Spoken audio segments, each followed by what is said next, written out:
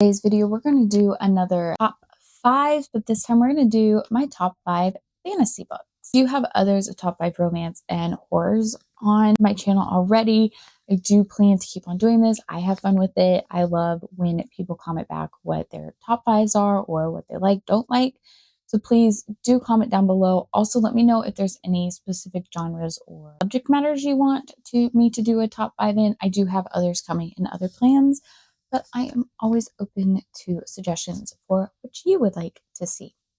With that being said, let's jump into it. The first book we're going to talk about is A Deadly Education by Noam Winovich. This is a trilogy, the Scholomance trilogy, and I absolutely love it. I think it is technically a YA, but I love it all the same. This is following Elle as she's going into the Scholomance, which has this Maleficari, and the school's trying to get to you, but there's this machinery that clears out the Maleficari that kills students, and you can't leave until you're graduating. Then you have to get to this hall of Maleficari and survive. It's so interesting, so intriguing. She keeps getting saved by this man, Orion Lake. It's a friendship that's budding. There's no smut, there's none of that. You just see this really close friendship between Orion and her grow. I just absolutely love it. I also think that one of these books are gorgeous. There is a map of the school, and they just give you more information, but there's a map in each of the books, and each of the maps are different in a different way. I just think this was such a fantastically written book. It's absolutely gorgeous. The character development, the writing, all of it. Even the chapters have pretty things, which I know doesn't speak to the story, but I think that this is a really good, solid story.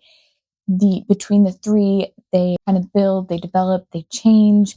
It's fascinating. You can really feel like you're in the school and you're rooting for them. I just absolutely love it.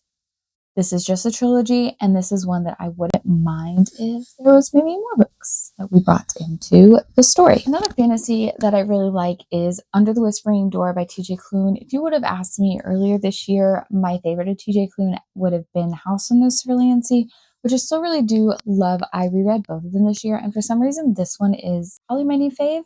I just really enjoy it, but this gentleman wakes up at his funeral and gets taken to this tea shop, and he falls in love. There's a lot of growing, and so this gentleman didn't really have much to his life. He just kind of did his own thing, was very repetitive. If you looked at him, you would have been like, they're really boring. There really wasn't many people in his life. However, now that he's dead, he's really learning what life was supposed to be and why it was worth living, and he wants to now live his life, but maybe in the afterlife at the tea shop when he falls in love. I just really enjoyed everything about this. I enjoyed the vibes. I did like it even more the second time, and I think it was really done well and has a really kind of cute message about, the afterlife and living for it and all those kind of messages. And this is a fantasy that I have found this year and have been obsessed with. You've probably heard me talk about it nonstop, but that would be Scythe by Neil Shusterman. I'm talking the entire trilogy. This is following Citra and Rowan. They stood up to a particular scythe and they become Scythe Apprentice. This is in a world of utopia. There's a Thunderhead, which is AI. It makes sure that the world is perfect. They beat death. So the Scythes are the ones who act essentially as population control. And through this, you're seeing the Thunderhead. Through the series, you're seeing the Thunderhead become more aware, and the Scythes are in chaos and what's going on. I think this was such a fantastic series, such a fantastic book. The writing was fantastic, the character development, the world development, it was all there. Please go check this out. I do want to read other of Neil Shusterman stories. I'm hoping that they are really good, but this was just such a fascinating story and concept. It's engrossing the entire time. Absolutely great job. Another one would be The Heartless Hunter by Kristen Cicerelli. I really did enjoy this, but I will say the second one didn't live up to the first one, although I still enjoyed. But this is following as the Reign of Witches needs to be down, and Gideon Sharp is this notorious witch hunter, but she's falling in love with him. So it's fantasy with a romance aspect to it. They're falling in love, and he's finding out that she is the Crimson Moth. In some places, I think they call this book the Crimson Moth, but it's the Crimson Moth duology. And I think this ended well. The second one, not nearly as good as the first one, but still worth the read. And I did enjoy this. It was the right amount of romance and fantasy all in one. One of my favorite things is a witchy, magical, but like in real life.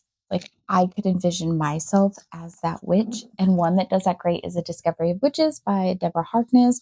This is a trilogy. They are longer, but she finds the Book of Witches and the Book of Life. And she's also falling in love with this vampire. The second one is my least favorite because they go back in time. And again, I don't live back in time, but they're all so good. They're engrossing. They're trying to figure out, what is this Book of Life? Where is it? What's going on? You get, because she doesn't really do her magic because of personal reasons, but she studies magic, and then she's kind of coming into herself, embracing magic, all those things. And because of that, and because she's studying, you really get to learn about the world and the magic and why they do stuff. There's a lot of different layers going on, twists, and because of the multiple timelines that they are going like back and forth in the future, there's a lot of these different layers and these strings and things are coming around and going, and it's quite fascinating. It's very well done, and I did enjoy this book. That is a super quick down and dirty. I just really love all of these fantasy books. Let me know if you've read any of them, if you have any fantasy books that you would recommend, or if you liked any of these fantasy books.